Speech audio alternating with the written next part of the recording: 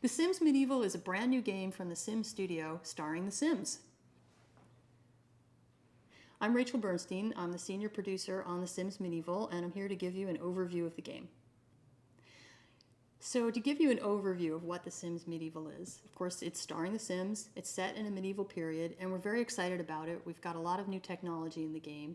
It introduces a whole new environment and a whole new way to play The Sims. The arc of the game is built around the idea of having hero Sims, quests that they go on, and a kingdom ambition that you're trying to achieve for your kingdom. Each time you go into the game, you're going to go on to a quest. A quest is just a story idea. The Sims not only are on their quests, where they have some big kingdom level goal that they're trying to achieve, but they're also going about their daily lives with their professional responsibilities. One thing we're really excited about with The Sims Medieval is we've thought a lot about how do we support storytelling for the player, and how do we give goals for the player who likes to have goals, and how do we give a sort of sandbox experience for players who want to do more with the everyday lives of their Sims. And the quests are the key to that.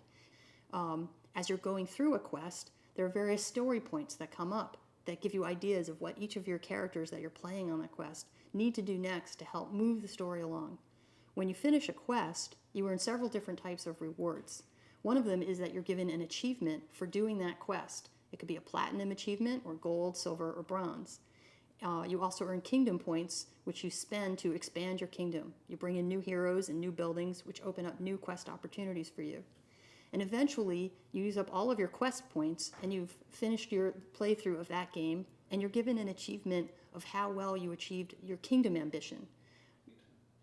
We're really excited about the art direction for The Sims Medieval.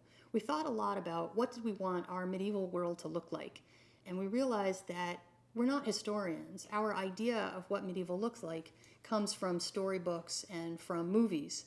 And we wanted to capture that sort of fantasy storybook look that we're all familiar with, which means that we wanted everything in the game to have a very painterly quality, to have all the textures look hand-painted, nothing to look too photorealistic.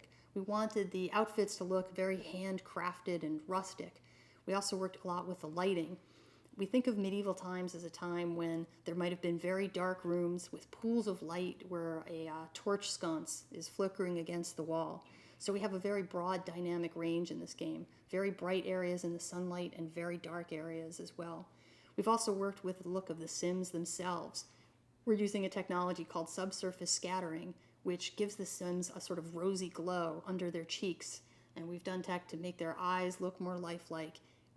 So all throughout the game, we want to create this immersive storybook world through a new art style for The Sims Medieval. With The Sims Medieval, we have a brand new look that is very different than anything that we've done in the Sims studio before. One of the important ways that you customize your world in The Sims Medieval and show your creativity is how you choose to craft your characters. Every time you expand your kingdom and you bring in a new building, you bring in a new hero Sim. If you're not interested in crafting your characters, you can just pick a default male or default female and get back into your game. But if what you want to do is really tweak the personalities and the looks of your character, you go into Create a Sim. You pick their outfits, you can customize them, and you pick their personality traits as well. Each Sim has 2 personality traits and a third thing called their fatal flaw. And if you want to, during the course of the game, you can have your Sim go on a quest and try to convert their fatal flaw into a legendary trait that will help them rather than hurt them.